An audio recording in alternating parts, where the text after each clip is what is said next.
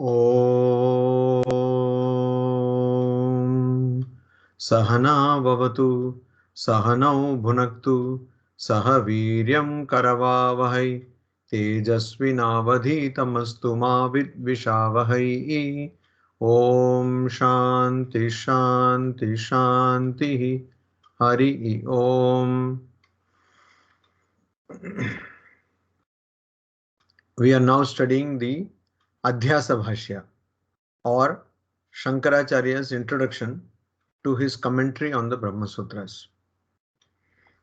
Now, in the beginning, Shankaracharya said that the superimposition happens of the object on the subject. That is, subject which is conscious, which is the Atman, is superimposed by the object.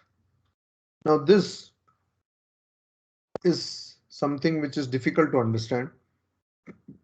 And so, the Purva Pakshin, that is the opponent, questions this.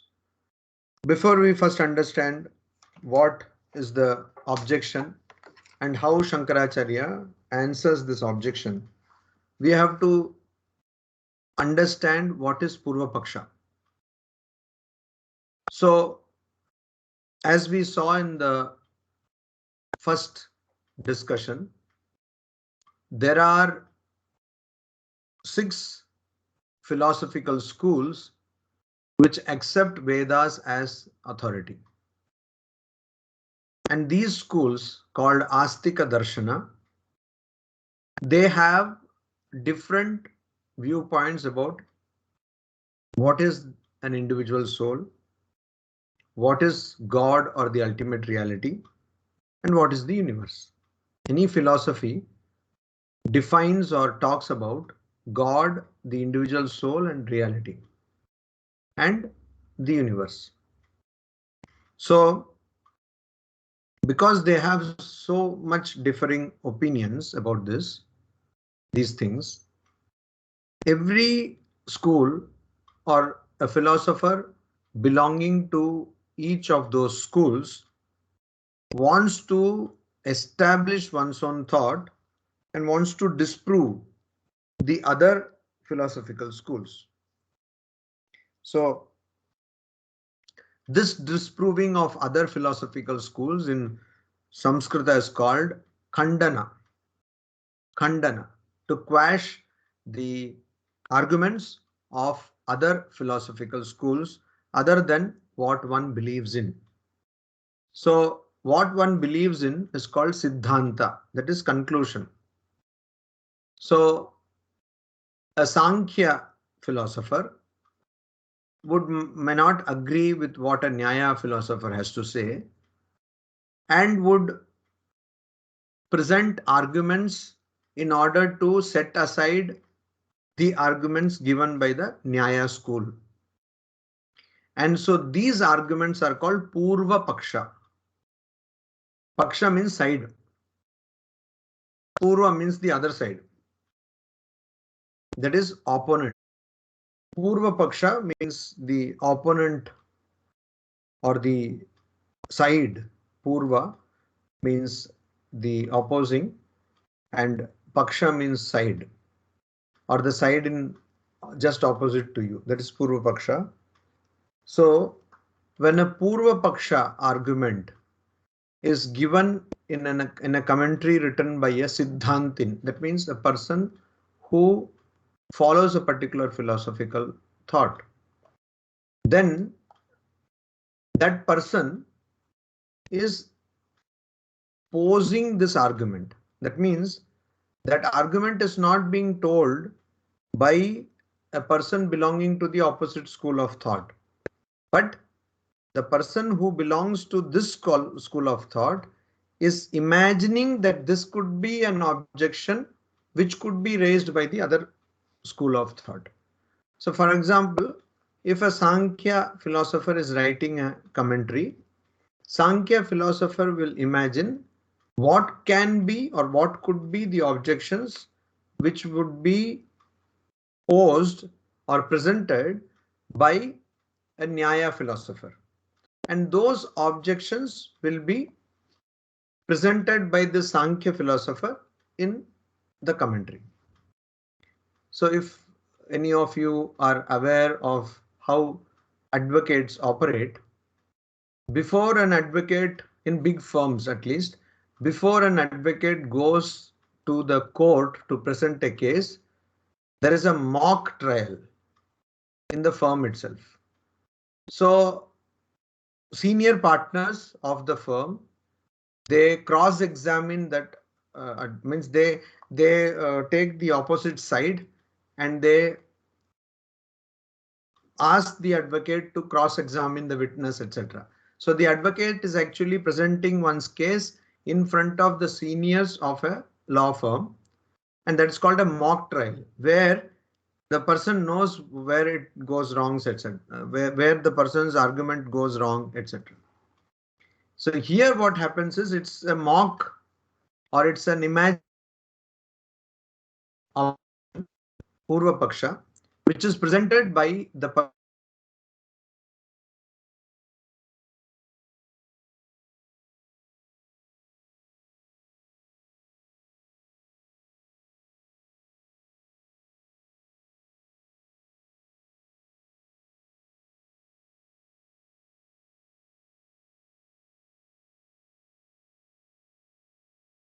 so which the person is advocating.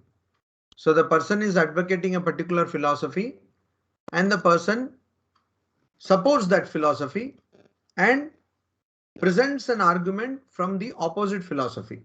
That is called Purva Paksha. Why I am saying this is, we should remember that when Shankaracharya or any other Acharya or any other commentator is presenting a Purva Paksha, that might not be the real nature of argument by the other philosopher or by the other philosophical school. Sometimes philosophers slightly modify the argument that can be presented by the other school of thought. So they would say that this is how, for example, Shankaracharya might say that this is how the Buddhists say. But Buddhists who are Buddhist philosophers, they might not agree that that might be Buddhist position as far as a particular topic is concerned. So here it is an imagined opposition. That opposition may not be exactly like it has been imagined. That we have to understand. And who is imagining it? The Siddhanti, or the person who belongs to the philosophical school, is imagining it. Though Shankaracharya, by all accounts, is the most brilliant commentator, and so he almost all of the time presents the opposition's viewpoint almost correctly. But sometimes there might be some difference between what he says is the opposition's viewpoint and what he actually says. One example is how he presents the idea of Shunyavada of Buddhism in his commentary on the Brihadaranyaka Upanishad. But that is not exactly how Buddhists consider what is Shunya. So this we have to keep in mind. And why do commentators present the opposing thought? The answer is the commentators want to show how their particular philosophical viewpoint is unshaken or undisturbed, not disturbed by opposing viewpoints. To establish that, they will present opposing viewpoints and set them aside, saying that this does not make sense because of these reasons, etc. How these Purva Paksha is presented in a commentary? Because commentaries, most of them are in Samskrita, Sanskrit. How do you know that it is Purva Paksha? Because usually in commentaries it is not written that now Nayayikas are saying, Nayayikas are talking, etc. So there will be an objection. Objection, just like in courtroom scenes, we are so familiar through movies. Suddenly somebody will say objection, then the judge may say overruled or sustained. So actually whether that is what happens in real courtrooms, nobody knows. But other than, of course, people who go to real courtrooms. But this is what we know from movies. Similarly, there is an objection. An objection usually starts with the word nanu. Nanu, no, no, no, no, this cannot happen.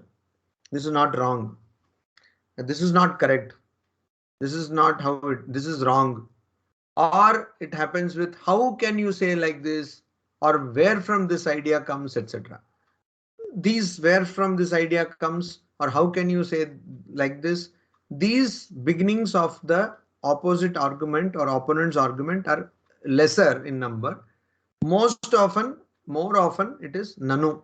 When you see this word nanu in a commentary, you have to understand that it's an objection by the opposing party. Unlike what people believe, Samskrita is a very simple language. How? Only few hours earlier, I was talking to a couple of gentlemen who had come to the ashrama. And what we were talking is how Samskrita is present in all Indian languages. If you just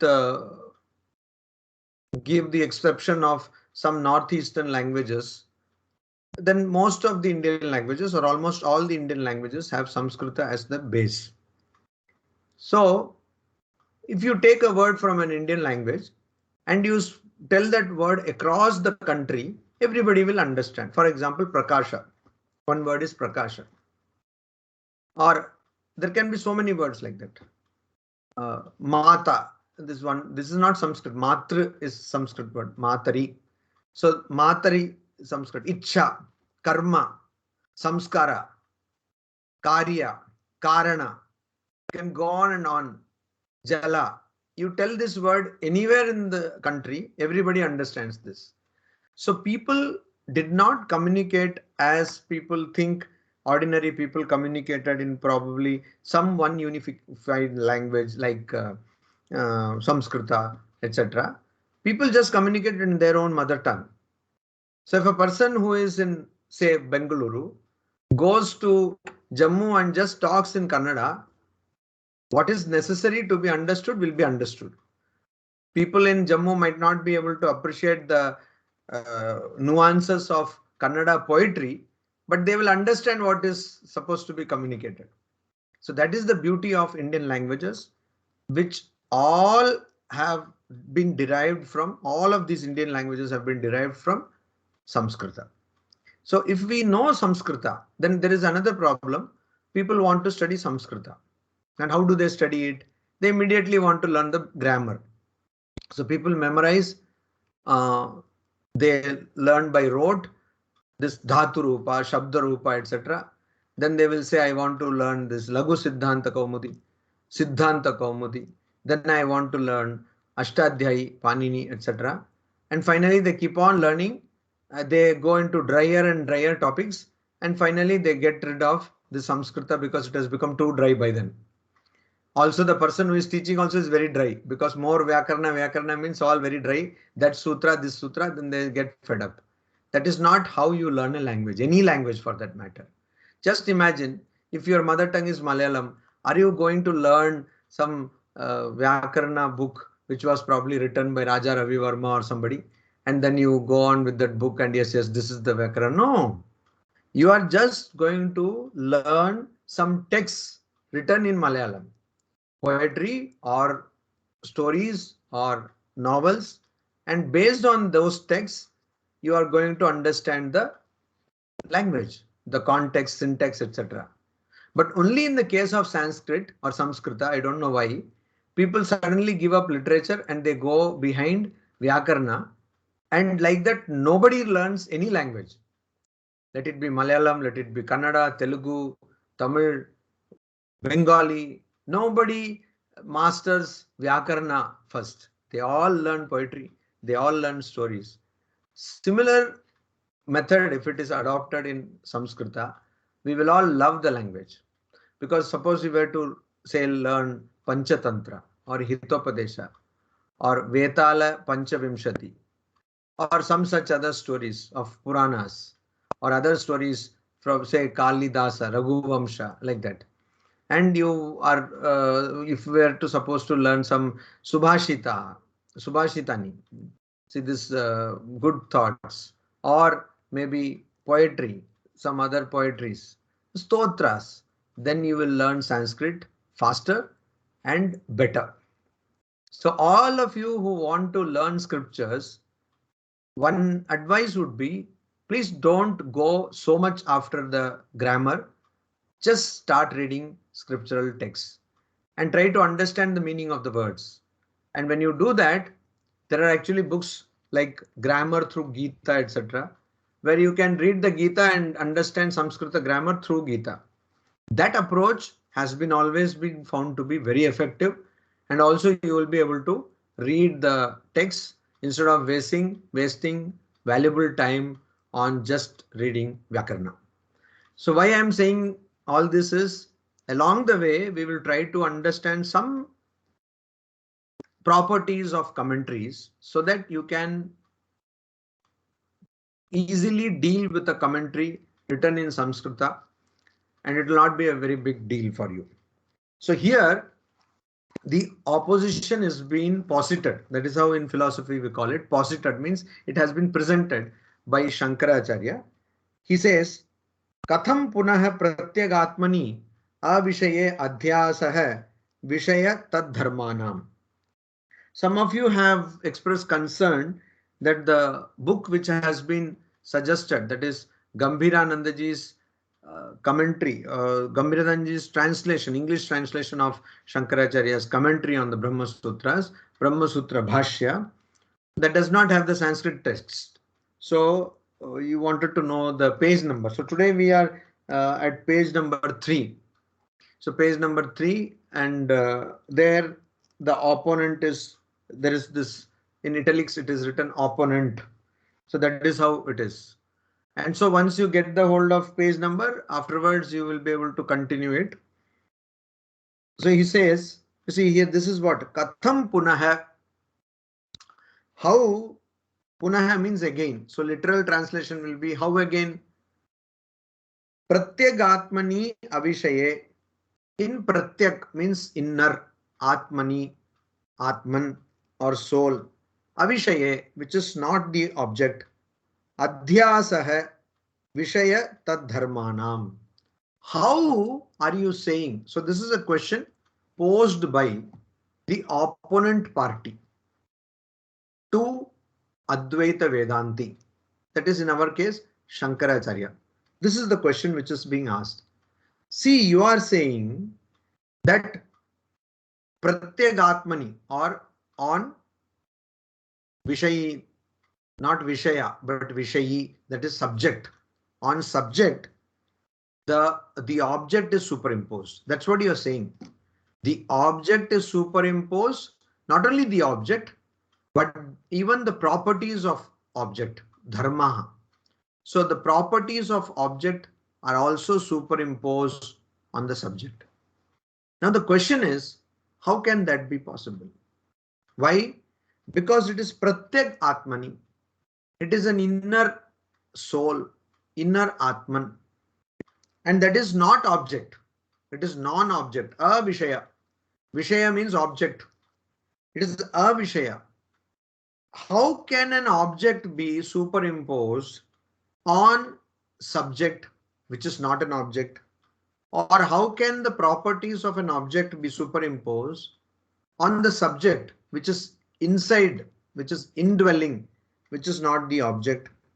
Why can't it be superimposed? What is the logic? Sarvo hi puro avasthite vishaye vishayantaram adhyasyati.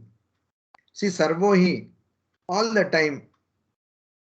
time, because almost always we see puraha avasthite vishaye. That means on an object which is puraha avasthite.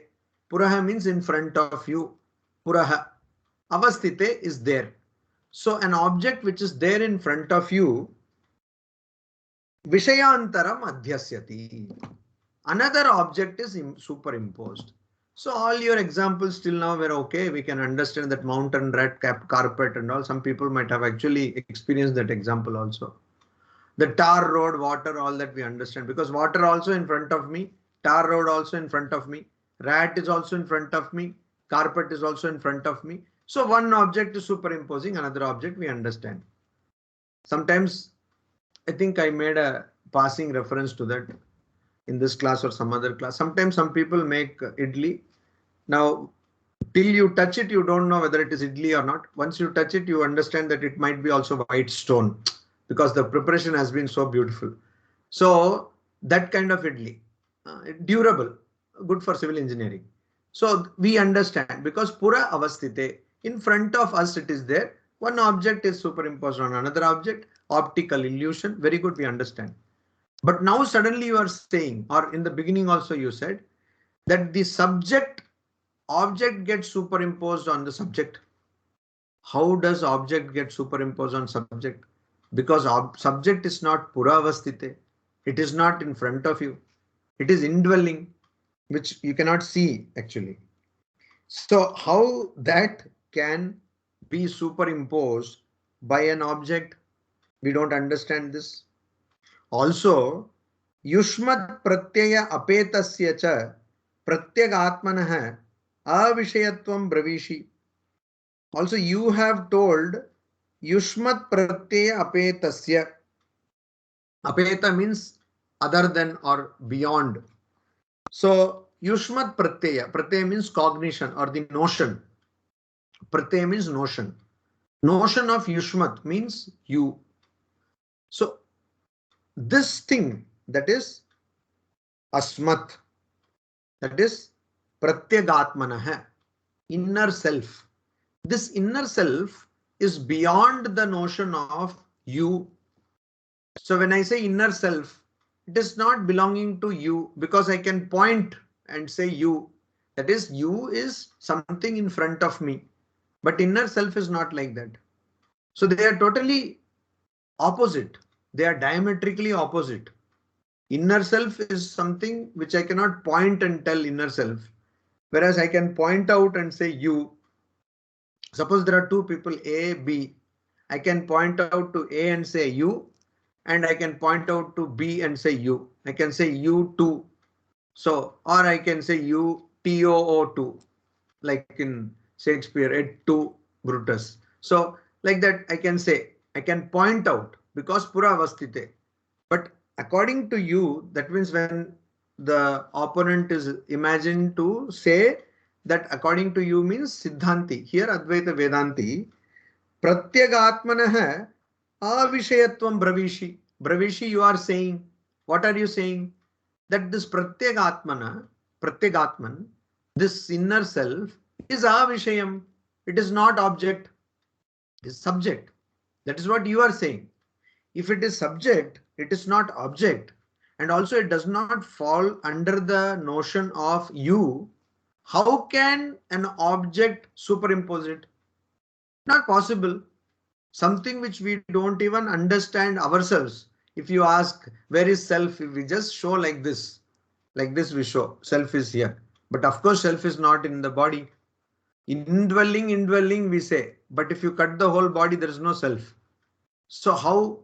We are also not clear. Then how are you saying that this object is superimposed on self? How is it possible? This is the problem. The problem here is this kind of superimposition happens in front of our eyes. Then it is externalized. I mistake one thing for the other. Very good.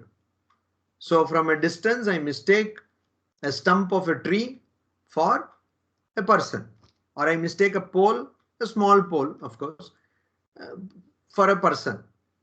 That is a mistake. Mistaking. I mistake rope for snake. All this is mistaking. But this here, that mistake happens outside me.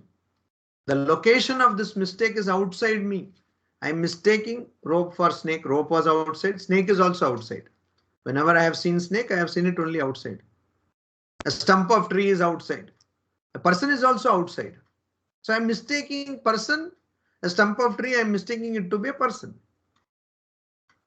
So in the example which we are taught in primary classes, you take a disc and paint the colors of the rainbow and rotate it, it turns into white. It does not turn into white. It's an optical illusion, but that is also outside. So white color is superimposed on the colors of rainbow outside. There is no inside involved. But here you are saying that object is superimposed on subject. How is it possible? This is so impossible. How can you make something which is not in front to superimpose something which is sorry, how can you make something which is in front to superimpose something which is not in front? How is it even possible? So that is what being answered. Here Shankaracharya says Uchyate. Uchyate. I'm telling, we are telling this, we are explaining this. Don't worry, we are explaining this. Na tavad ayam ekantena vishayah.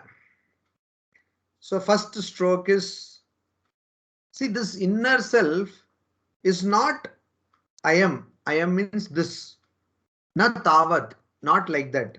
Not like that means not like that. It's not like that. Ekantena vishayah. It is not ekantena. Absolutely. It's not a vishayah, non-object.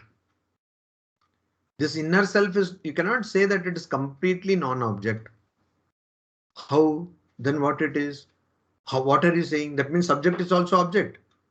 Asmat pratyaya vishayatvat aparokshatvacha pratyagatma prasiddhehe. See, why is it called indwelling self? Pratyagatma, it is called. Why is it called Pratyagatma? For two reasons.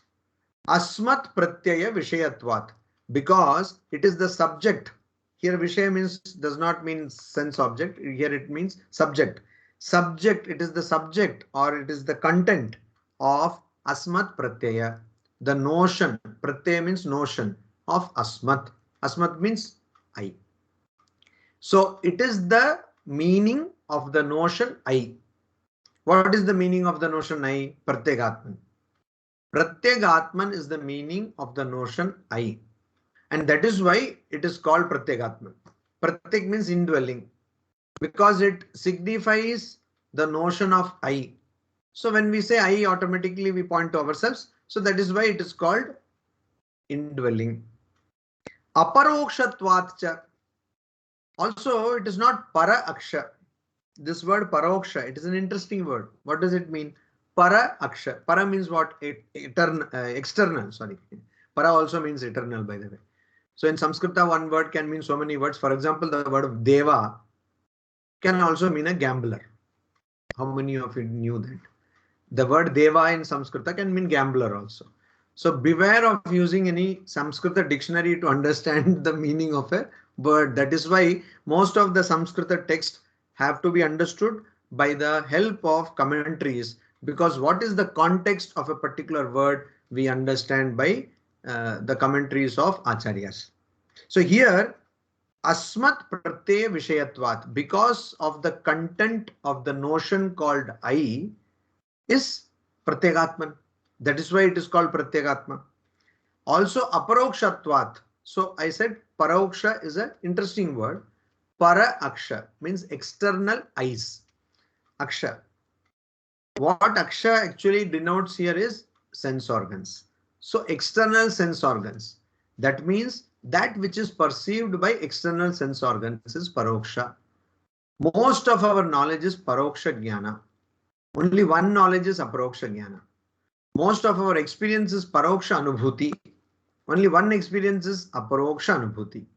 And what is Aparoksha Anubhuti? The experience of Brahman. The experience of one's true nature is Aparoksha Anubhuti. Why is it Aparoksha Anubhuti? Because it cannot be realized or experienced through the sense organs.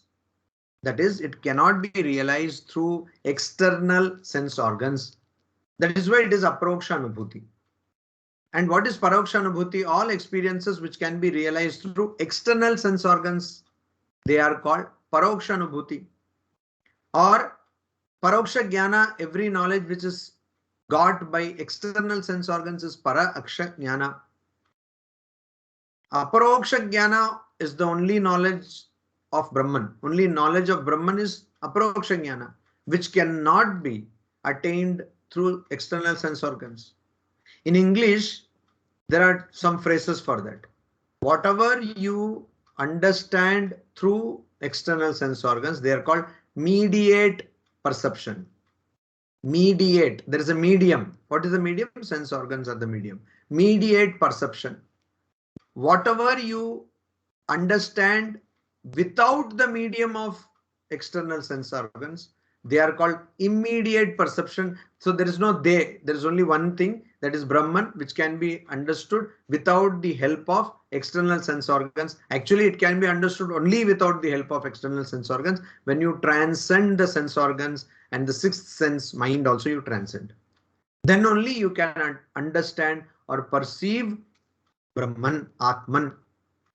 That is why it is called Aparoksha Jnana, or that experience is called Aparoksha Anubhuti, immediate perception or immediate experience. Not immediate experience, but immediate experience. So because it is Aparoksha, Aparokshatvat means because of its being Aparoksha, because of its being immediate. Pratyagatma Prasiddhehe. It is called as Pratyagatma. It is famous as Pratyagatma. Also, you are saying that only superimposition takes place only between two objects which are kept in your front. That is what the opponent said. Superimposition takes place between two objects that are in front of us. That is the objection of the opponent. Shankaracharya says, Nachayam asti niyamaha. Niyamaha, like that, no law, or it is not necessary. Niyama literally means law. There is no rule. Nacha I am this. Niyamaha asti. Like this, there is no rule. What rule? Puro avastitaha eva vishaye vishayantaram adhyasitavyam iti.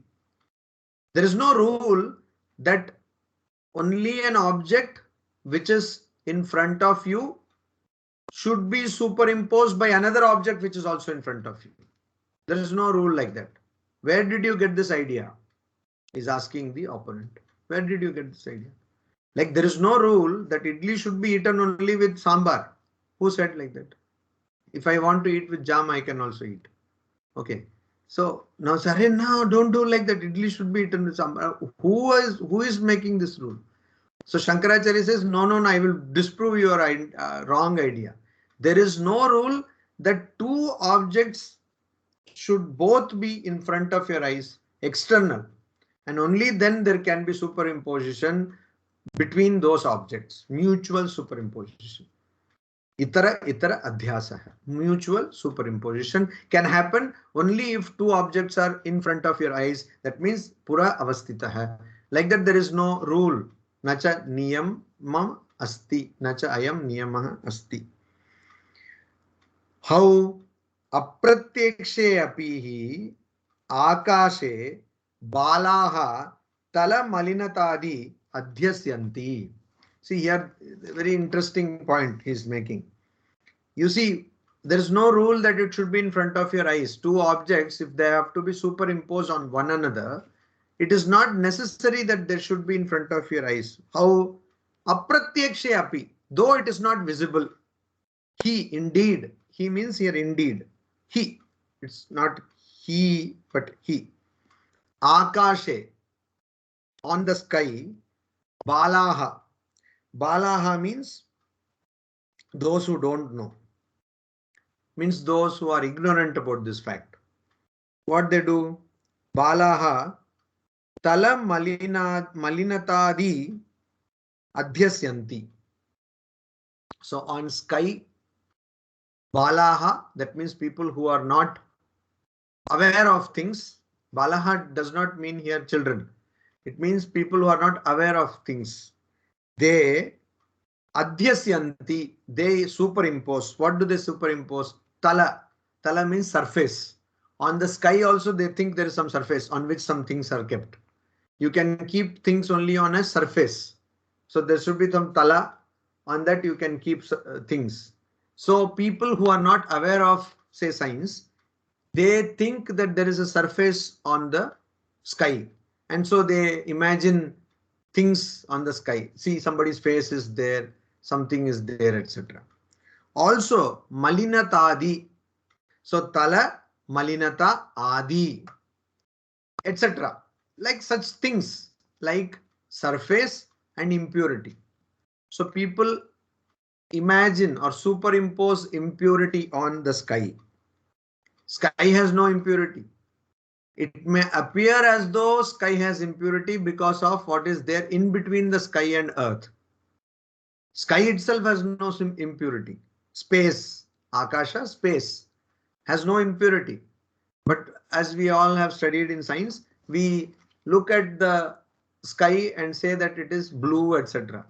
That color comes because of the atmosphere. Space itself has no color, it is black. The idea is Tala Malinata Adi. So Tala Malinata Adi, the properties of being a surface or impurities are adhyasyanti, superimposed on Akasha by Balaha, by people who are not aware of the real thing.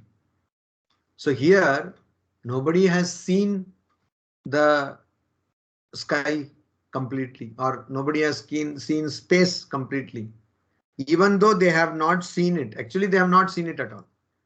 Even though they have not seen it, they superimpose these notions of surface and impurity on space. And so they see different colors. That is the idea. So here we understand that during Shankaracharya's time, science was well developed. At least it was so much developed that they could understand this thing. So whoever says that all these talk about ancient India having science is all big mumbo jumbo, they are disproven again. Anyway, एवं अविरुद्ध है प्रत्यगात्मनि अपि अनात्मा अध्यास है. So he says, you see, just like on space which is not seen directly by the eyes, people superimpose surface, impurity and such other things, adi, etc. Similarly, evam, similarly, aviruddha hai. It is not contrary to logic. Means it is not illogical. What is not illogical? Pratyagatmani api anatma adhyasa hai. So anatma, that which is not soul, that which is not subject, that which is object, being superimposed on the indwelling self. Pratyak atma. Pratyak atmani, on the indwelling self. Something is being superimposed, that is not aviruddha. That is not viruddha. That is not contrary to logic. It is not illogical. Because just like if people can not understanding space, they can superimpose concepts of surface and impurity on space. Similarly, people can of course superimpose the object on the subject. They can superimpose the non-self on the self. So that is what is told. So here it is making a very, see, the whole idea of Adhyasa Bhashya is to prove that there is Adhyasa. Now one may question, oh, that is very simple. We always see this water on tar road and so many other things. We do experience Adhyasa. The problem, as I have told earlier also, is not that intellectually we understand that there is Adhyasa. The problem is most of us, though we might intellectually understand, not most of us, some of us might intellectually understand, we don't accept it, we don't acknowledge it. And the problem is most of us even intellectually do not understand that there is Adhyasa. How can you say, Swamiji, it is very simple that there is Ajnana, Avidya, etc. We are all in Bandha. No, it is not simple. Why? Suppose you have a car. What do? You get into the car. Suppose in the morning you have to go to the office. Of course, Corona has changed things. So anyway, suppose before Corona, or if at all it is going to happen after Corona, you are going to office or some such place, so your workplace. and you get into your car and you start the car. Never, almost never, you enter into the car and think that, oh, maybe today it will not start. It does not happen. When you enter into the car, you don't think, we don't know, this is a machine, it may go wrong anytime. Today it might not start. In fact, you might be rushing to the car and you open the door, somehow get in and start and go away. Means you have almost decided that it will start. But one fine morning or maybe one not so fine morning, it does not start. But that can happen because it's a machine and is supposed to fail. But you are so convinced that it will not fail. Or take that pen we use, ballpoint pen. Suddenly you want to write something or you want to scribble something, or in some rare occasions you want to sign something. And then you take the pen which is kept in front of you or somewhere, and then you start writing and then the pen fails. But you never even expected that it will fail. Pen is supposed to fail because it has got only a limited amount of ink and it's having a limited amount of lifetime. But that which is sure to fail, you have never thought of it failing. And you will say, oh, this pen is not writing. Every pen will stop writing at one time, but you have not thought of it. Similarly, I can go on and on with examples where we take for granted the existence of a thing and act accordingly. We never even question that that might fail. But, and it's a very important problem, do we similarly question or do we similarly understand Ajnana? Do we 24/7 understand that yes, there is this problem of Ajnana? No. We are all very happy to live in Ajnana. And that is the problem which is being addressed in the Adhyasa Bhashya. That there is Adhyasa, that there is superimposition, that there is avidya. No matter whatever PhD you have done, multiple PhDs you have done, or some people, they will write their qualifications so much that you have to flip the visiting card to see other qualifications. PTO. So even though you have done so many qualifications, the fact remains that you are a victim of Adhyasa.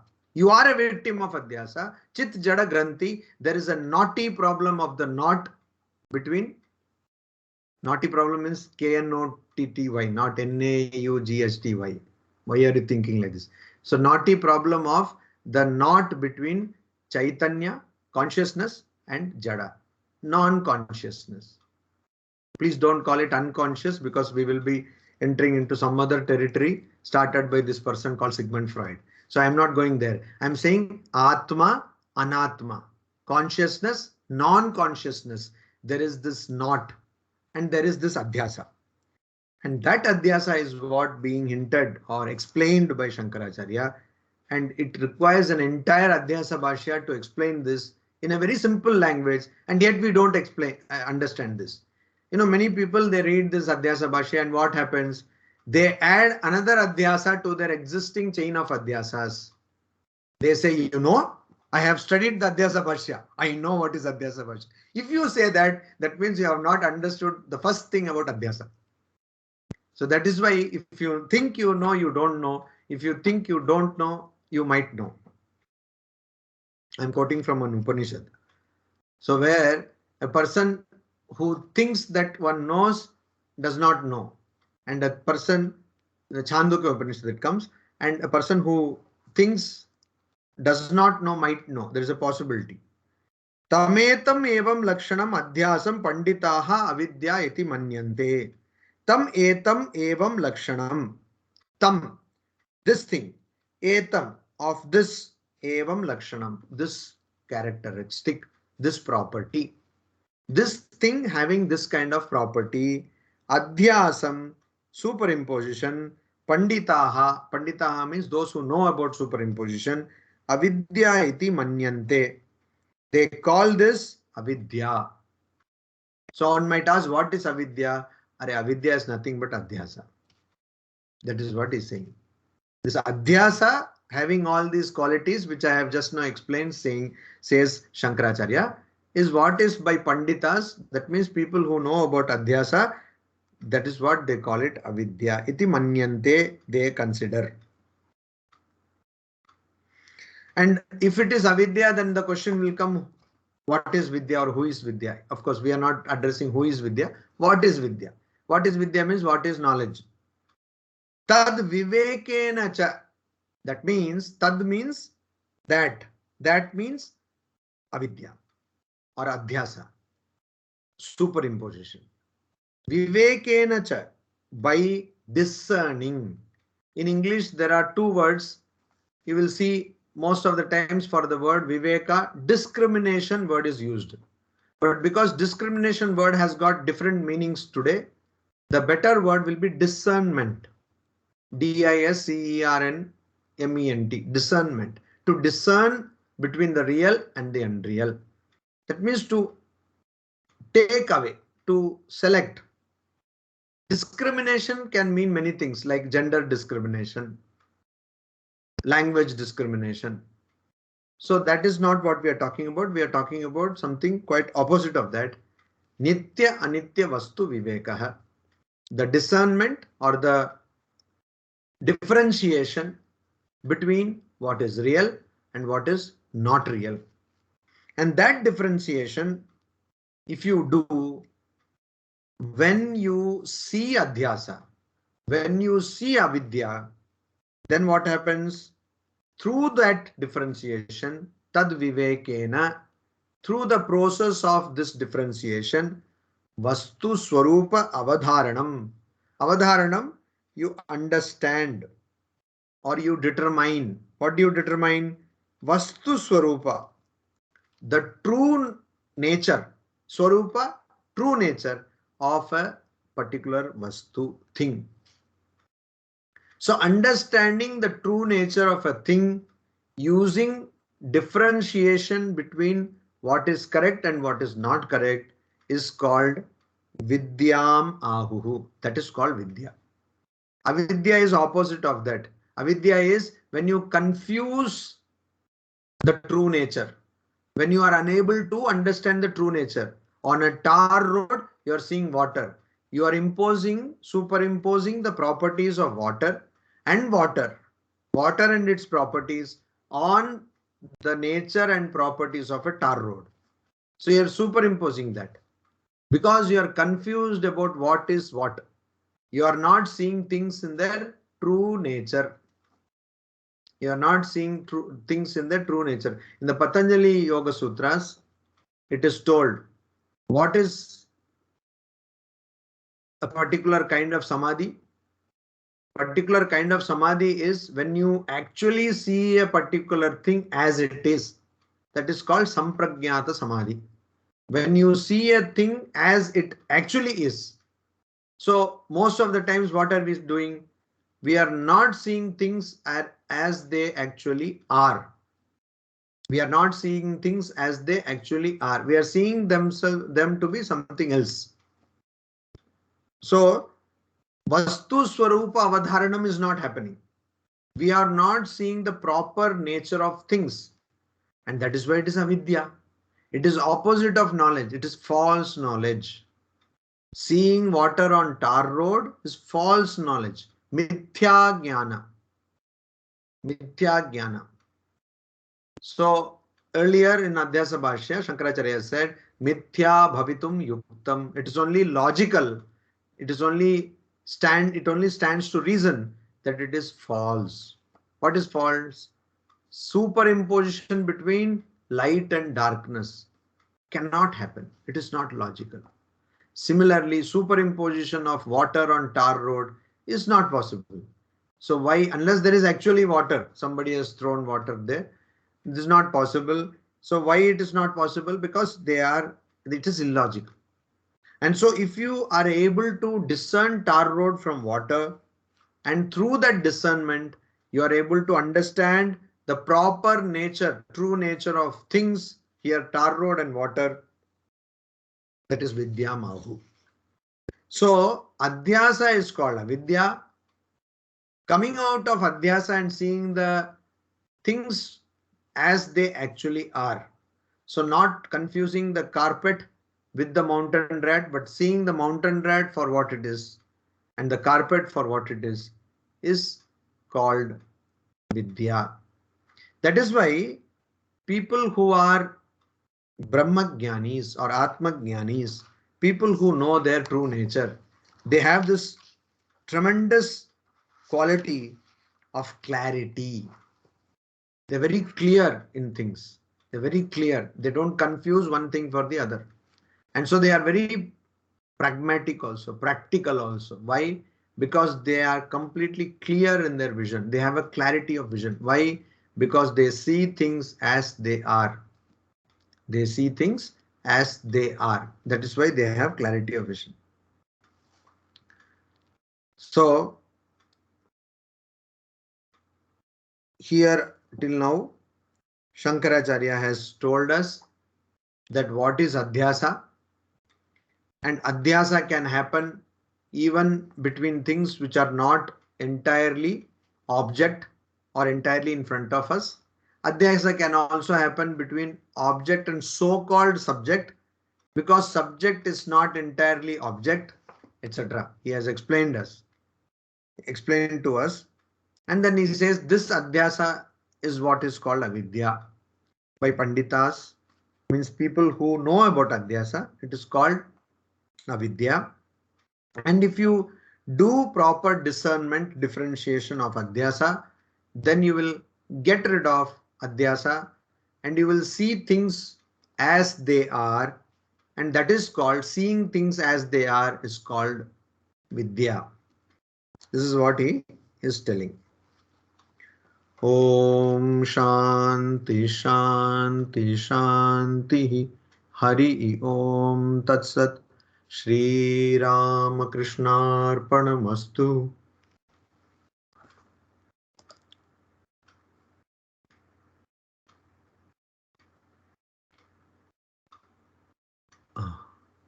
So there is this IIT site, Gita Super Site it is called.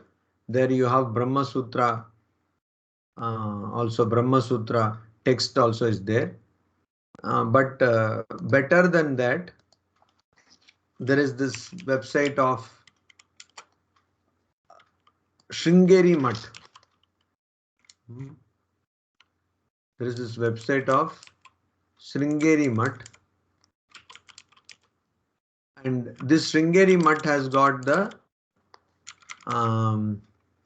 sutras, bhashya, etc. It has got entire works of Shankaracharya, but it's only in Sanskrit. You don't have the translation. So I am putting this link I am putting here.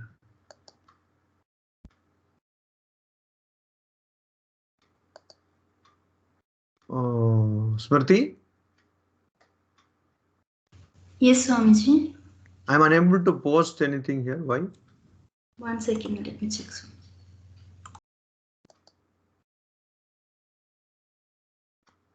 I'm not a member of the chat. Oh. So I will put the link. Though Brahma Sutras are also called Vedanta Sutras, why do they come across more as Advaita Sutra than Vedanta? Is it because we are studying Shankaracharya's commentary? Our point of view makes us view it from Advaita perspective. So there is this Kanchan who is asking this question. See, Brahma Sutra are Vedanta Sutras. We are studying Shankaracharya's commentary who propounded Advaita Vedanta. So his commentary is Advaita commentary. On Brahma Sutras, Ramanujacharya also has commented. Madhvacharya also has commented. So have many other acharyas. So they have all propounded their own school of thoughts. So Ramanujacharya is called Sri Bhashya. In Sri Bhashya, he establishes Vishishta Advaita.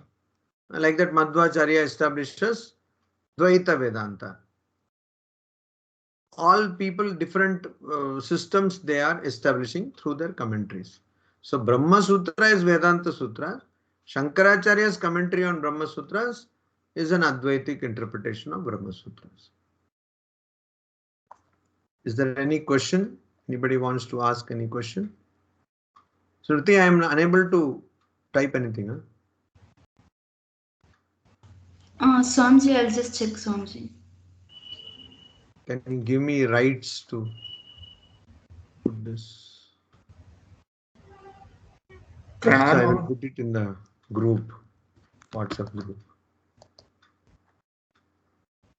Pranam Maharaj, may I ask a question? Yes, please. Okay. I am Sanchit from Bangalore. You mentioned about Viveka. So could you please help me understand how to practice Atmanatma Viveka in our day-to-day lives? Every instance of what is unreal, you have to be aware of that and you have to know that it is unreal. Every instance. That means everything basically. Whatever you see, whatever you experience through your sense organs is unreal. So that questioning has to be there within you all the time. Unless you have that questioning. Suppose this class or this discussion on Brahma Sutras. This is unreal. Why is it unreal? Because it is paroksha. It is based on the knowledge of sense organs. So that is unreal. It is not real. Is my body unreal? Yes, it is unreal because it will be destroyed. It has got a shelf life. So it is unreal. Similarly, you have to verify every aspect of our day-to-day activity and know that it is unreal. If you truly know that it is unreal, just as I was giving the example of car, if you really know that it is unreal, will you make a huge fuss of what you get and what you lose? You would not. So being aware that everything around us or everything what I can see and perceive is unreal gives us a calm approach or a balanced approach to life. That is what is explained by Bhagavan Sri Krishna in the second chapter, where he answers the question of Arjuna, who asks, what are the characteristics of a person who has realized Brahman? Sthita prajnasya ka bhasha. So when he asks, then he gives this answer. Among other things, Dukkheshu anudvigna manaha, sukheshu vigata spruha. A person who is not attached in happiness and is not perturbed in misery. That is what is told. So that we attain or we can attain if we constantly keep on discerning, keep on doing this analysis. Sanchitji, was it clear? Okay, Maharaj. Thank you. This sounds good. And Maharaj, when you say that seeing things as they really are you saying that when I see something, I should know that this thing is temporary and its like complete utility is this and it can't be used for anything more than that? Is that what you are referring to by saying that seeing things as they really are? Seeing things as they really are, Vastu Swarupa Avadharanam, that is being told by Shankaracharya. But there what he means is seeing things in the true nature, like you see a shell and you don't mistake it for silver. You know that it's only a shell, it's not silver. So you see a particular thing and get the knowledge of only that thing and its properties, not confuse it with some other thing and the properties of that some other thing. It is in that sense that Shankaracharya has said this. Having said that, of course, when you see something, one has to constantly remember that it is, as I was quoting the other day, Mandukya Upanishad, just because a particular thing is seen means it is temporary. If you can see something means it is unreal. So when you see something, you have to constantly remind yourself that it is unreal.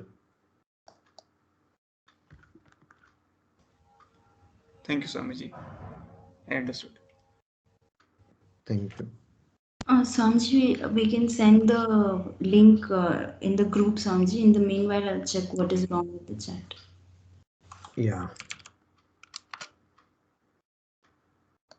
So any other question anyone has? Maharaj. Oh, sorry. Yeah, please. Swamiji, I am Lakshmi from Trivandrum. Okay. Swamiji, can you hear me? Yeah, I can hear you. Swamiji, is this Brahma Sutra, Chadu Sutra is similar to Adhyasa Bhashya? No. No. Okay.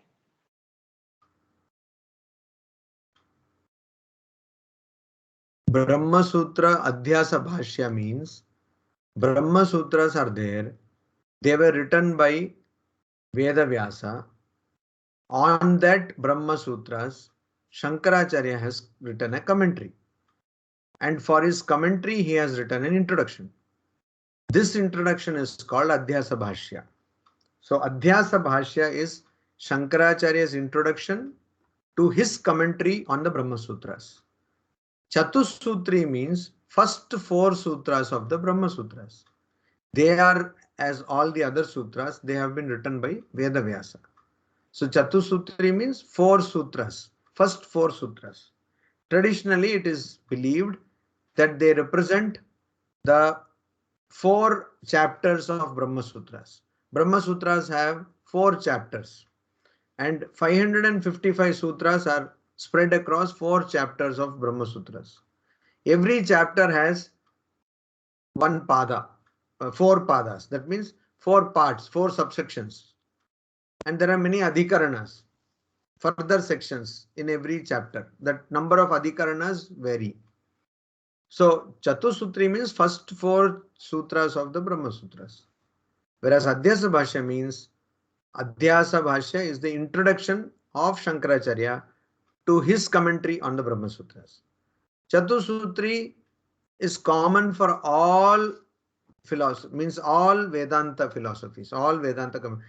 Ramanujacharya will also accept those Chatusutri and interpret it in a different way.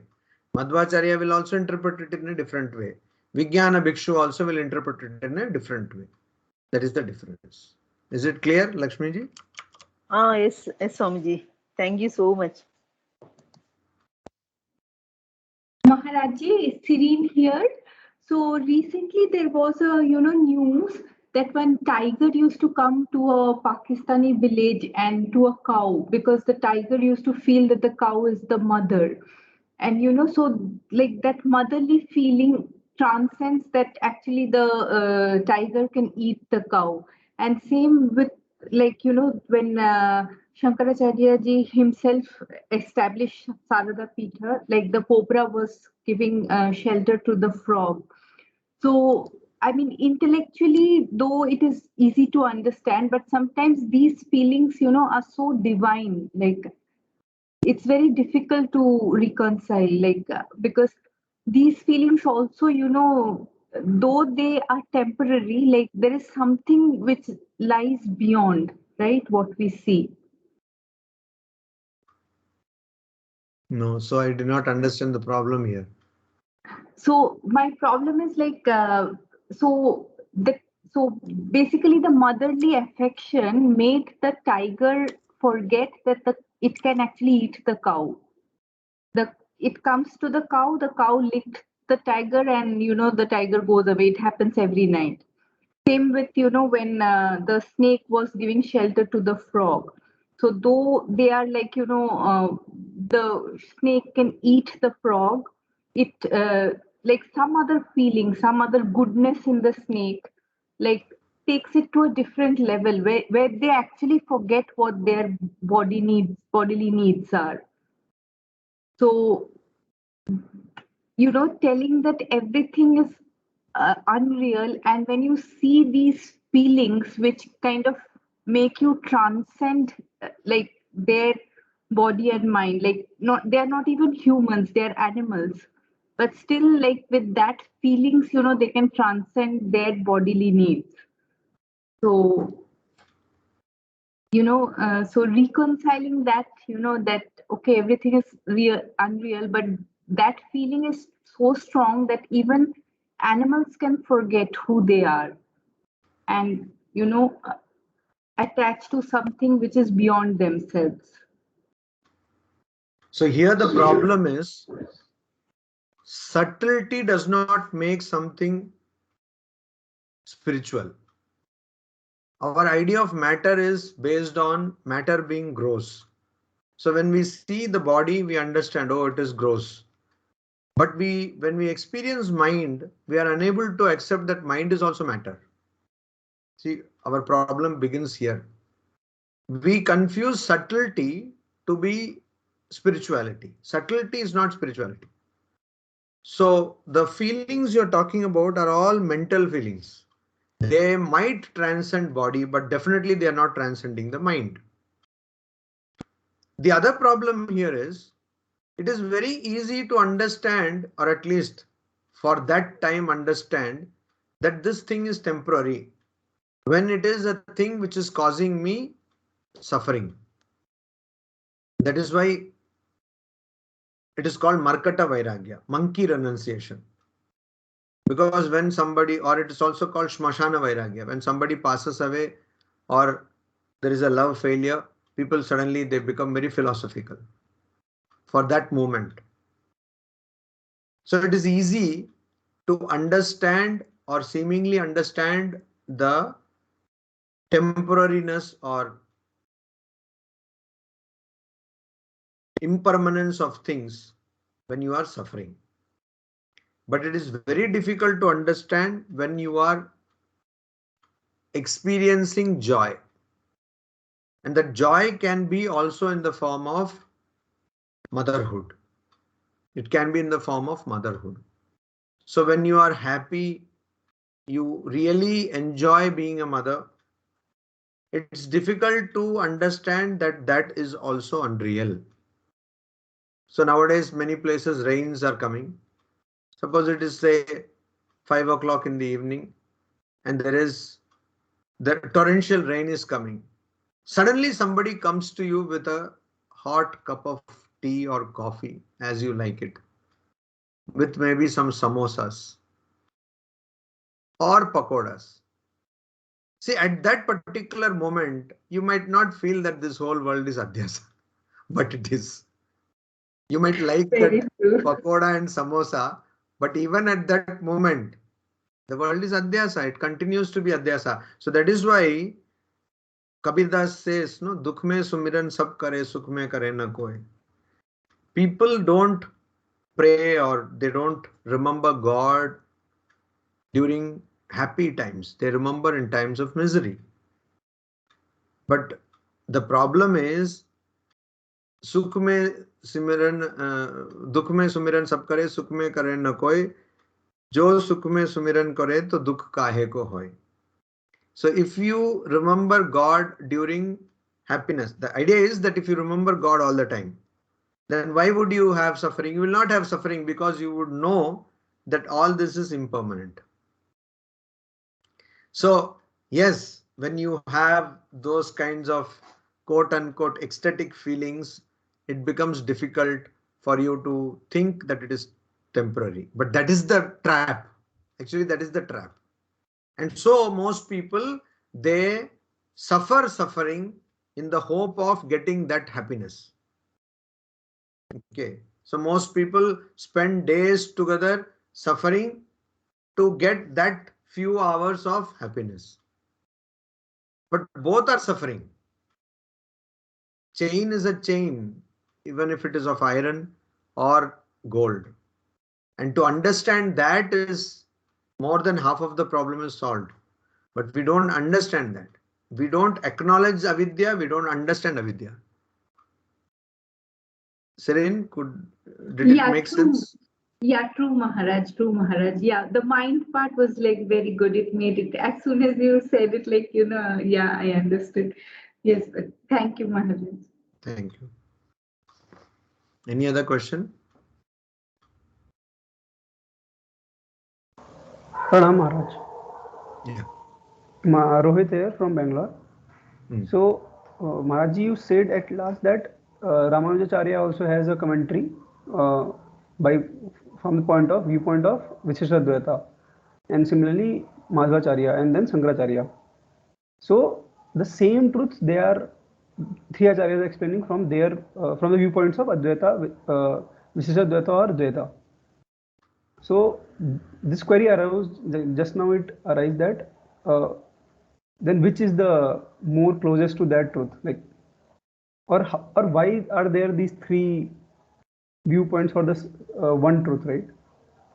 On.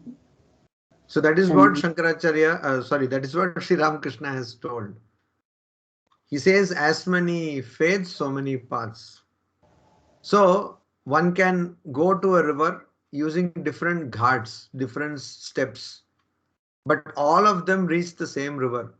Somebody calls it Jal, somebody calls it Aqua. I don't know who call it Aqua, but that's what Sri Ramakrishna says. Somebody calls it Pani, somebody calls it water. But it all denotes the same water, same object. Similarly, Sri Ramakrishna gives the example of Andhagaja Nyaya, where blind men, they touch different parts of an elephant and they say it is like this, it is like that, but they all refer to the same elephant. He also gives this example of a chameleon. So various people go under the tree and see the chameleon, and then they say there is a creature which is of this color, that color. Then there is a person sitting under the tree who lives under the tree. They ask him which color of this, what is the color of that creature, actual color. Then he says, I have seen all these colors and I also seen it to be colorless. So it takes whatever color it wants, and it is a chameleon.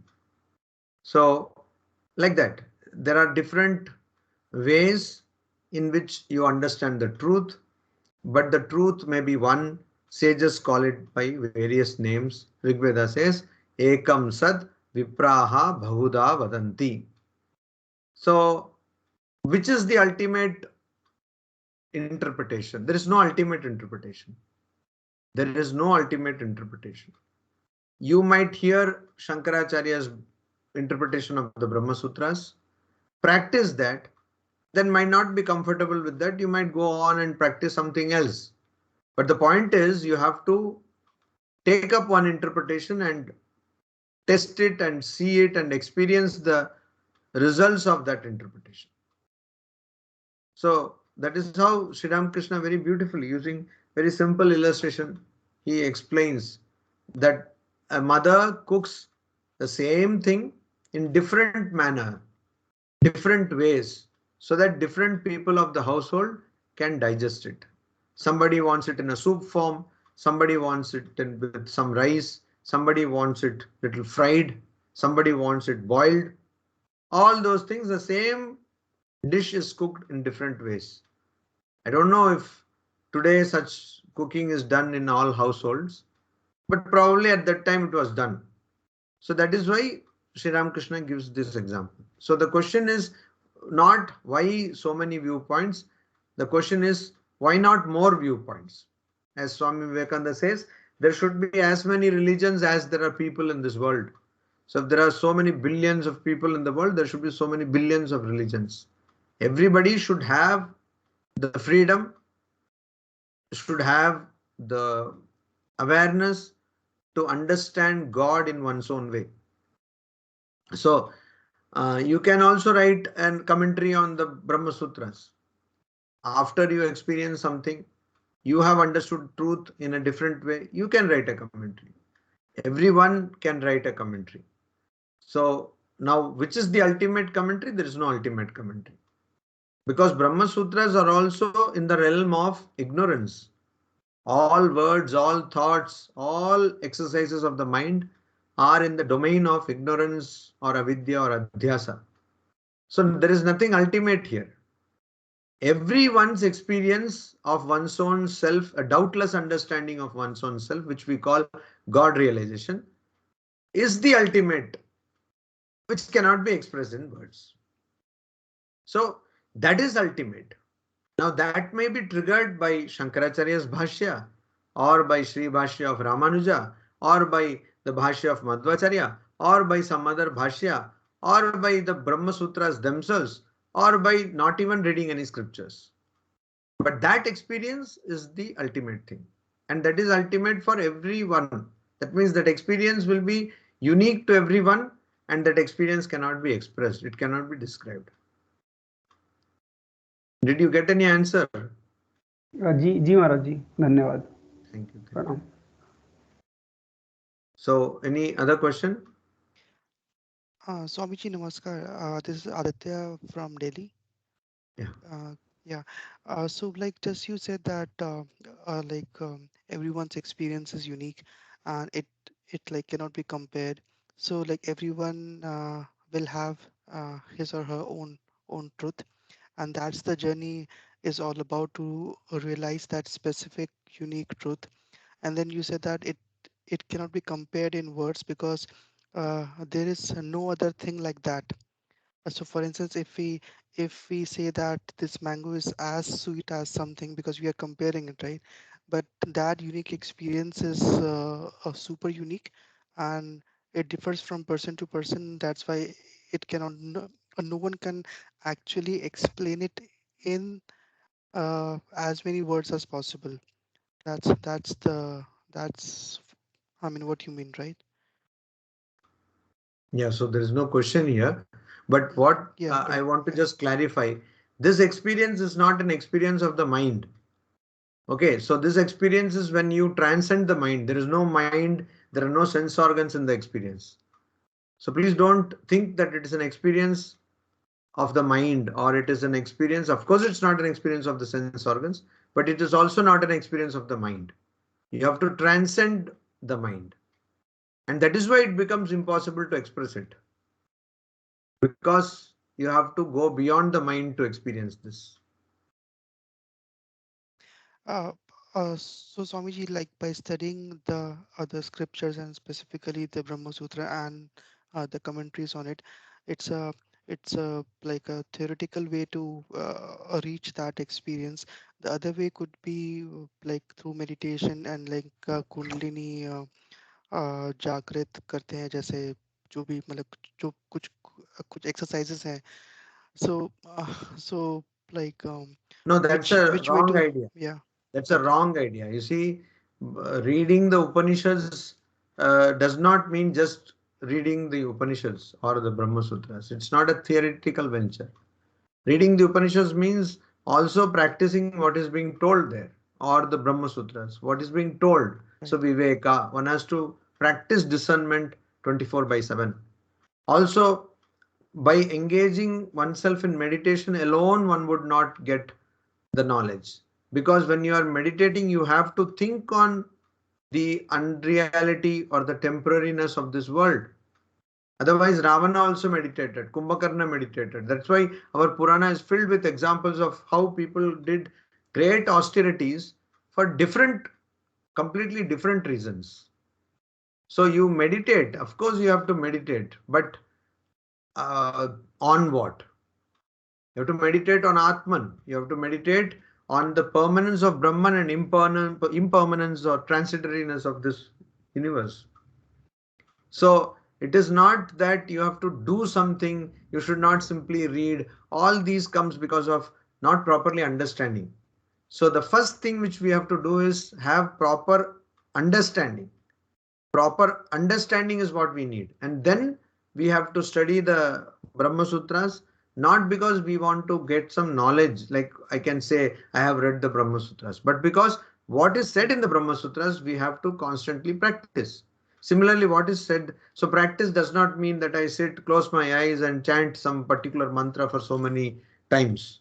No, practice means I have the clarity of vision that this whole thing is anitya, whole thing is unreal. And that is why I gave you the example of the car, where you know that the car will actually work, whereas the possibility of the car not working is very high. The probability of car not working is very high. But we don't consider our body and mind like that, that it might not work. That is what we have to be very clear on the impermanence of the universe. So Aditya ji, is it clear? जी बिल्कुल, thank you so much Swami ji. Thank you. Any other question anyone has? Swamiji, namaste, Swamiji. Namaste. Swamiji, I just wanted to clearly understand that if the mind transcends to know the reality, then who will be the person who is going to register the reality? If at all, if So there mind is is not transcending, the person is transcending the mind. And the person will know the reality. That means the person who is the reality knows the reality. Swayam But- Swasamvedya. A person knows oneself. So you see, you are sitting in a place and then you are seeing various things happening around you. And so you don't have time to see yourself. Or for example, you are engrossed in a serial on the television. And so you have forgotten your hunger. The moment the serial finishes, you feel hungry. What does it mean? Were you not hungry before?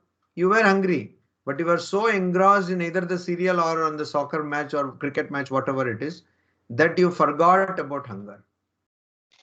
So here, who is realizing God? Nobody is realizing God. You yourself are realizing your true nature. Why? Because you have gone beyond those things which distracted you from your nature, which were taking you away from your nature. And that is nothing but sense objects, Vishaya Jnana.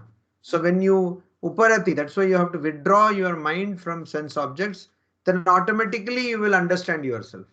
Because you don't need okay, something else to understand yourself. That's the thing. okay, Swamiji, but what happens is when we transcend the mind and reach that reality, that reality is nothing but which is within us. That reality is our own self. We are the self which we want to realize. Because this ego is the main thing which is causing that hindrance to realize the self. But when we transcend and merge with the self, will there be any traces for the ego to remember again what happened in that oneness? Why do you want to remember? Then what is the proof of that realization, Swamiji? You will know That that I this have what seen that I am one with the self. How do we come to know that I have seen the self? Means that it is again, what it's not through the perceptions of the seeing. Rupa Rasa Shabda Sparsha Gandha, not through that, Swamiji. But what is the mark or what is the aparokshanubhuti is the main thing, or is there anything which or is that beyond nirvikalpa or what might be that thing, Swamiji? What is the proof that we have seen that we are one with that self? what is the proof that when you take food your hunger is satisfied? Hello, what is the Yes, yes. proof that when you take food your hunger is satisfied? I got the point, Swamiji. No, not point. You please tell what is the proof? I'm satisfied by what I'm eating. My hunger is satisfied. Yes. So one day it might be if you are into eating dosa, one day it may be 2 dosas may satisfy your hunger. The other day it may be 3, some day it may be 1, some day it may be half also. Okay. Similarly for different people. Now, how do you know what is the proof that my hunger has been satisfied? You know, that's all. You know, nobody else knows. Yes. Similarly, what is that? Vidyante hridaya granthi chidyante sarva samshayaha. The moment this knot of consciousness and non-consciousness is opened, this knot is unknotted, then all your doubts go away. That is the proof. That is the proof that you Yes. don't have any doubt about yourself. That is the proof. And on the other hand, if you have some experience and even if you have one iota of doubt, that means that is not true experience of Atman. Yes. I think then the mind, like how this, this is the last question, so I'm taking more of time, I think. Like how our lungs work by breathing this oxygen. I feel the mind's lungs is these thoughts. When this thought ceases, I think we might go beyond that thing where the self is within us. We might reach Yeah, that so point. thoughts are the life of mind. Mind cannot Yeah. stay without thoughts. Yeah, So life, if mind is thoughts, breathing with the help of thoughts, Swamiji. yes. So mind is there with the help of thoughts. Thoughts are there because of ajnana, and thoughts are fueled by desires. Yes, So yes. if you can just remove all desires, you will immediately get Brahmajnana. Holy Yes. Mother Sri Sarada Devi says, what is mukti? Nirvasnahi mukti. In Bengali she says, Nirbashnahi mukti. That means desirelessness is mukti. That's all. Yes, sir. Be desireless, immediately you will get moksha. It's very simple actually. Don't desire anything. Namaste, Swami. Thank you. Namaste. Or in the other words, I say, be hopeless, mindless, and careless. You will get God. Asha hi paramam dukkham, nairashyam paramam sukham. So don't hope anything. Okay, hope Yes, sir. always gives suffering. Care means what? You're worrying. Don't care. So careless. And you have to cross mind. You have to transcend mind. So be mindless. Yes. All these expressions we use in the worldly life to denote someone who is not good.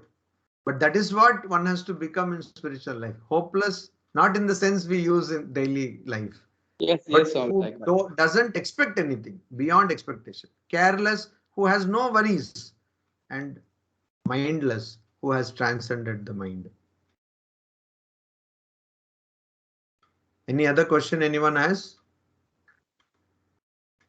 Swamiji, one small question. Actually, we receive these WhatsApp posts on a regular basis. So, if we also receive the pages covered during that, then that would help us in No, that understanding and is today, thinking. for example, I have today told page number 3. So we Yeah. are still in page number 3. Okay. Okay. The problem you are facing is because you don't have the Sanskrit text. Okay. So I suggest you also get Sanskrit text from the link I have put in the WhatsApp group. So once you get the Sanskrit text, you will understand that in one class we are going only very slow. Okay, that Sanskrit text link has been put here also. There you go to Brahma Sutra and you see the Shankaracharya Bhashya. So it is very simple. So this page number 3, it will take some time for us to complete. And once you have understood that we are now in page number 3, you just follow, you can follow in the classes, because actually we will not be covering so many pages. So is it Satya Prakash ji? So Satya Prakash ji will not be covering so many pages. So page number 3, next class also page number 3, like that. So now you please note that now we are in page number 3. We have seen opponent's question and the answer. So that is where we are. Right, Swamiji. Thank you. Thank you. Any other question anybody has? So Swamiji, Smriti? one last question, Swamiji. You said no desireless should be. So even the desire for moksha should not be there. Huh? So Sri Ramakrishna tells this: desire for moksha is not a desire, because nobody desires to not have one's existence. The mind will not desire to not have mind's existence. So mind will not say, okay, no problem, I don't want to exist. It will not say. So that is why the desire for moksha, true desire for moksha, is not desire. Okay, it is something which you get from beyond the mind, not from the mind. So it's not a desire. Thank you, Swamiji. So Smriti ji, is there any other question? Somebody has. Arjun started behaving. Maharaj, pranam. Namaste. Maharaj, since we are studying Brahma Sutra Bhashya, do you recommend any specific procedure apart from Vivek Vichar and other things? So studies wise or so that we understand it very properly during the class. So Viveka means discerning the real from the unreal, understanding what is real. So suppose I will give an example. Now, because you have asked, see, I did not tell this. I'm giving you a disclaimer also. Just like in the beginning of a film, they say nothing in this film is what you call connected to anybody living, etc. or dead. It is purely coincidental. So I did not ask. What is your name? Your name is Prasad, is it? Ji Maharaj, Prasad Vyas from So Indore. Prasad ji has asked. So please don't complain, Swamiji, you are being very strict, etc. So I will give you an example. Suppose you are attending Brahma Sutra class and you are studying Brahma Sutra, and afterwards you spend awful lot of time in front of the mirror trying to beautify your body, then you have not understood the Brahma Sutras, because the body is not real. So the bare minimum which is necessary to maintain the body is what has to be done. If you go a little more than that, that means you have not understood. So that is how we have to practice. We have to do what we are studying. We have to directly practice that. So if we think that this sense world or the sense objects are unreal, bare minimum what is necessary to sustain the body we have to do. Yadricha labha santushtaha. In the context of a devotee, Sri Krishna says in the Bhagavad Gita, one who is happy with what comes in its own course, that kind of a thing. So also sadhana chatushtaya is there: viveka, vairagya, shama, dama, titiksha, uparati, shraddha, samadhana, and mumukshutva. All these we have to practice. Is that clear, Prasad ji? Ji Maharaj, my another point was to further study. I mean, you have very elaborately mentioned about sadhan chatushtaya also. For understanding the concepts very clearly, do you suggest further readings which No, we further as a reading means I beginner think can understand? usually traditionally For the beginner. Yeah. So traditionally Brahma Sutras, they are read at the end or studied, not read. They are studied at the end.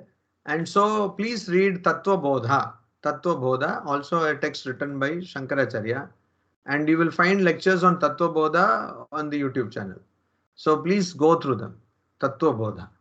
Then you will, many of your concepts will be clear. Ji Maharaj. The lecture series is called Tattva Bodha Introduction to Vedanta. You will get it. Ji, dhanyavad. Thank you. Raj, I will ask another follow-up question. This is Serene. So, like, I will take a simple example. During this time, you know, personally, I feel very sleepy. And though you have requested to turn the video on and we are reading that, we shouldn't be bothered, right? I feel like, you know, if I turn the video on and I feel asleep, I will disturb the whole class. So this is the problem, you know. I mean, though intellectually understanding is possible, if I really understood it, I shouldn't have to worry about all these things. But all these questions, you know, keep coming that, okay, if I turn on the video and I sleep, will I disturb the class or not? So how do you know, suggest what would be the best approach? Yeah. So you see, a sense of surrender is what is the best approach. A Vedanti surrenders oneself to one's own prarabdha karma. So you have to surrender. Every time worrying too much or even worrying a little cannot help, does not help. So here one has to see the mind creates confusion. Mind clouds your clarity, clouds your intellect, clouds your understanding. So here the idea is, okay, I have been told to switch on my video. I will switch on the video. Okay. So if I do get sleepy, then what will I do? I will try not to sleep, because the whole point is that you should not sleep, right? And going by what you are asking now, I don't think you felt asleep or something. You are very much conscious, but that is only a clouding of thought. So I will not sleep. I will keep quiet. I will put on my video as requested. I will switch on my video. That is how one has to go. But then you have a doubt that what if I sleep, I fall asleep, I feel drowsy, and the whole class is disturbed, etc. That doubt comes because you have not surrendered yourself to prarabdha karma or not surrendered yourself to God. So that is why this prarabdha kshaya, or many schools of thought put it in different ways. Chitta Shuddhi, some people say, purification of the mind. So Chitta Shuddhi is very important. Many people do it in various ways. Some people serve people. Some people do good deeds. Some people, they do physical austerities. Whatever way you do it, the goal is to attain clarity of thought. So the clarity of thought is what is being clouded here. The various conflicting ideas which you get is because your thought is not clear, and also because of some kind of a faith crisis. What will happen? Faith means faith starting with yourself. Faith, we always see faith as something external. Swami Vivekananda in recent times told us that faith is not external, it is faith in yourself. If you have faith in yourself, you can do everything. If you don't have faith in yourself, you can do nothing. So faith in yourself. Do you believe yourself? Do you have faith in yourself? A person who has tremendous faith in oneself does not fear to falter. It's a very important thing we have to understand. A person who has tremendous faith in oneself does not fear of failure, is not embarrassed of failure. So if you say in our instance, if you think that you will fall asleep, that is a fear of failing. But if you have faith in yourself, you would not be afraid of failure, or you would not be afraid of dozing off. Even camera is on, you might doze off also. That would be all right. Sirin, did you get your answer? Yes, yes, Maharajji. Yes, Maharajji. Thank you so much. What we are able to see. I did not understand this. Able, what we are able to see. Okay. So it is some kind of jargon we have to break. What we are able to see, touch, hear, taste, think, etc. are not real, and beyond this is real. Is that meant that we have to being practically Brahma Sutra in our life? Yes. That's what is the meaning. Whatever you see, oh, Santosh Kumarji has put on his video. So yeah, if that is what you're asking, yes, that is the meaning. That is the whole meaning of Vedanta. That whatever you see is not true, but what is true is the one who sees, not what is seen. Drik Drishya Viveka, another wonderful text. So what is seen is not true, the seer is true. The person who sees is true. Not the senses are not true. Sense organs are not true. Sense objects are not true. The person who is behind these sense organs is true. So who is the person who is behind the sense organs? That is not the body, that is not the mind, it is not the prana, it's not the buddhi, it's not the Anandamaya Kosha. Who is that? That is the quest of Vedanta.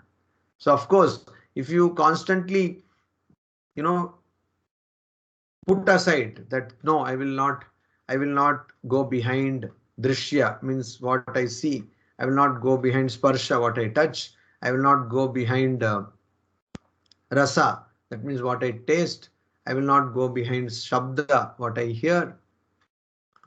I will not go behind gandha, what I smell, like that. And also finally, I will not go behind the mind which thinks.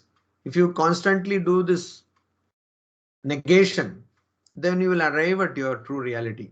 Otherwise, Indriyanam hi charatam yan manaha anuvidhiyate tadasya harati pragyam vayurnavam iva ambasi. Bhagavad Gita very beautifully says that a person who follows blindly the sense organs and also the mind, that person, he has the plight of a Vayur Navam Ambasi. Ambasi Vayur Navam. A boat which is caught in wind in the water without a directionless boat. Sometimes it is going this side, sometimes that side. So mind has not to be followed. I hope that answers your question, Santosh ji.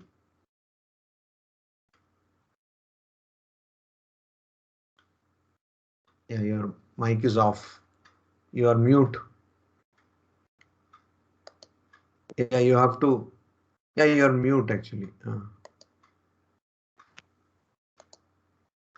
Swamiji? Again, you are mute. I am unable to hear. Some mic problem maybe. I can write it. So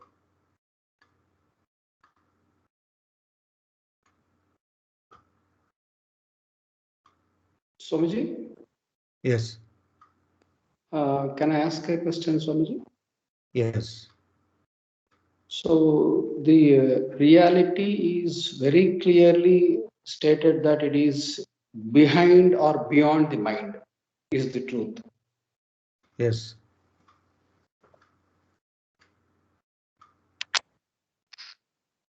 So mind is the very first extension of that self. No. Or the very first shadow of the self. No, no, no. Even before mind, there are so many levels.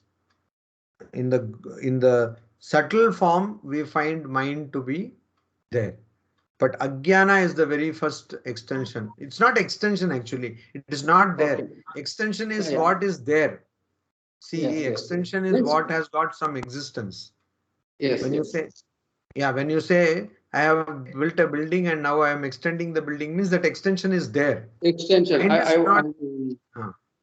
I supposed to say was the very first step down from the self can be mind, Swamiji, or with the help of mind, the whole creation starts appearing to the thing. The very step down from the self is the mind, I think, Swamiji. Yeah, you can say like that. Having said that, I would like to point out that there is no point in trying to understand this universe. What is the point in trying to understand that which is unreal? Rather, let us try to understand what is always there. So we are trying to understand that which is unreal and taking all the time. That is not necessary. Most people are trying to understand how the creation came, how universe Yes, yes, came. yes. So that is actually you are going behind Anitya, unreal. Let us Yes, yes, go Swami. behind real. Or Like- in other words, let us remove Anitya. So the sadhana or the spiritual practice of knowledge of Brahman is not attaining the knowledge of Brahman. It is in removing ignorance. Because Yes. the moment you remove ignorance, knowledge of Remaining Brahman is- will auto. Yes, Swamiji. Thank you. So Smriti, can we call it a day? Can we call it a night? Yes, Swamiji, there are no more questions on the chat too. Yeah. I'm not even asking the question, is there any question? Because then it will be a long question. It will be a Yes. long night. 11:30 it is. Swamiji, I Thank think you. there's one more question from Santosh Kumarji. Sometimes when I wake up, I forget even my name. Yeah, I don't know whether it is a spiritual experience. It could be a psychological experience also. I'm not joking here, okay? So it can also be neurological. You see, there are conditions, neurological conditions induced by diabetes, high blood sugar. When you get up, there are several minutes when you don't know who you are. Again, I'm not joking. So it could be a medical condition. And please don't mistake it to be something spiritual. Okay. That's what. That is exactly what I'm telling. It could be a medical condition. Do you have diabetes? Is my question. No, you don't have. So it could be a medical condition because sometimes nerves, when they get tired, such thing can happen. And this might last for some minutes when you don't know what happened. Also, when you have great sleep, say afternoon you went for a siesta and you overslept, then when you get up, I have also experienced many times. Then you think, kya hua? What happened? Then you feel like maybe it is night you slept and morning you are getting up, etc. For a few minutes, you have this, lack of clarity. So that is not spiritual experience. In life, things will become much simpler if we know what things are not. Instead of knowing what they are, if we know what they are not, our life would become simpler. So this is not a spiritual experience. It is not a spiritual experience. Okay. So Smriti, we can close, I think. Huh? Thank you. Thank you. So